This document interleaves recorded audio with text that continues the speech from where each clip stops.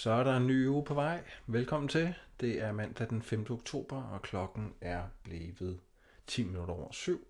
Vi tager lige et lynhurtigt kig på dagen i dag og ugen, der kommer, og ser, hvordan vi kan få et indtryk af, hvad der kommer til at ske. Så vi starter her på investing.com, og vi har jo nogle udfordringer i USA med, at Donald Trump han fik covid-19 og fik det lidt dårligt.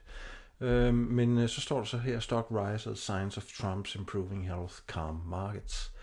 Så han får det jo bedre, det er jo godt. Altså vi, uanset hvad, så ønsker vi jo ikke det værste for vores medmennesker. Det betyder også, at olien stiger, har jeg set. Så det skal vi selvfølgelig kigge på. Vi har en sell i olie, så vi skal selvfølgelig se, hvordan det rammer os. Lad os hurtigt kigge på kalenderen. Her har vi dagens kalender med England, der kl. 10.30 har Composite PMI og Services PMI, og kl. 16 har vi dollaren. Vi tager lige, når det nu er mandag, tager vi lige et hurtigt scan hen over ugens nyheder. Og det, der selvfølgelig springer i øjnene, det er på onsdag kl. 20 er der FOMC Meeting Minutes, og det er jo The Federal Bank i USA, der holder møder og har et statement. Og den kan godt rykke markedet en del, så den skal vi selvfølgelig være opmærksom på. Selvfølgelig også crude oil, hvis vi stadig kan noget på olie, kl. 4:30 på onsdag. I morgen er der ikke noget, der måske rykker så meget her for vores, kan man sige, vores ting. Torsdag, der kan være noget ECB Monetary Policy Statement kl. 13.30 i euro, og 14.30 Initial Jobless Claim. Det kan godt flytte lidt på tingene. Så har vi fredagen. Ikke det vilde egentlig. Det tænker jeg ikke, det er. Der kan være noget GDP på England kl. 8, men ellers ikke.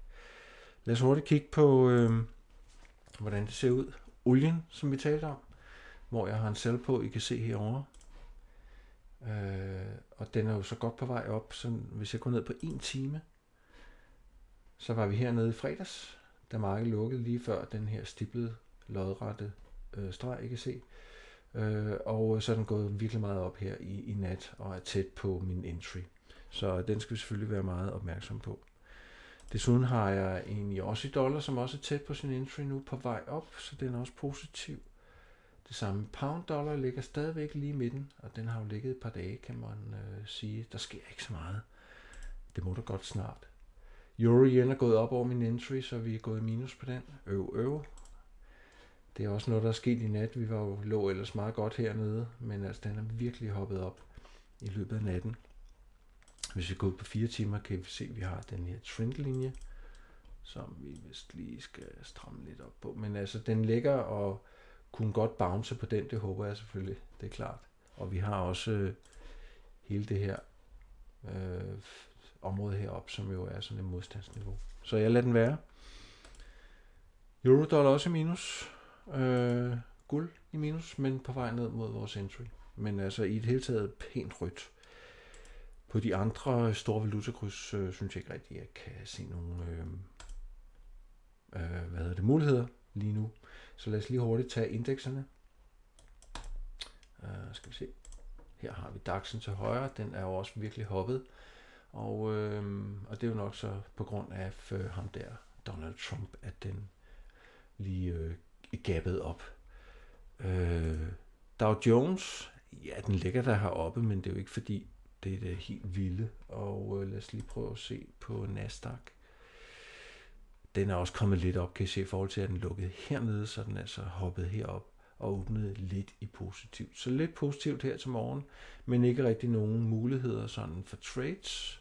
Vi har en del minus på, så vi må se, hvordan de udvikler sig, og håber, at tingene vender, ellers så er det jo bare som det er.